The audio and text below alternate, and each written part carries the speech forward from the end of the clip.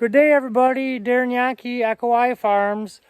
We just got done running a temporary wire out. This temporary wire got ran out around a volatile spot that keeps eroding in our pasture system. So there's plenty of grass. You can see there's plenty of grass on the other side of the fence as well.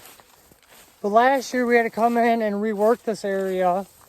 We brought some dirt in and filled the gully in that we had formed. And the reason that this gully formed is we get some heavy rains and my neighbors have quite a bit of woods above us, and there's a lot of water that comes through these woods because they're pretty steep hillsides on both sides of this small valley back in here. So if we get a nice rainfall of an inch or more, this valley is really rushing full of water.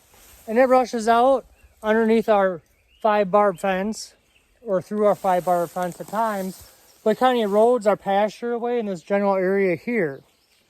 So we came through last fall, we filled it in some, we seeded it down to kind of make it leveler so the water doesn't have a channel to follow, to kind of divert it out more. Because even halfway across our paddock, we were getting some gully erosion happening. So we kind of made this a flatter area, filled it in, and are hoping that the water goes over it and doesn't gully out our pasture again, which would be wonderful. But we'll put that wire in. We won't make it hot because all we have here is a barbed fence. We'll just leave it dead. The cattle should mind the non-hot wire because they're, again, used to having electric fence around them. So being not hot, even if they do get out, they still have a fence to protect them from vanishing into the woods.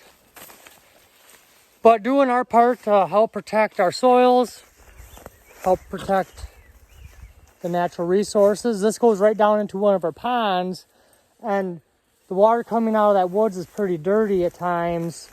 It ain't very clean. It's kind of brown, milky looking. There's a lot of vegetation up in there. I don't know why there's so much brown water coming out of there.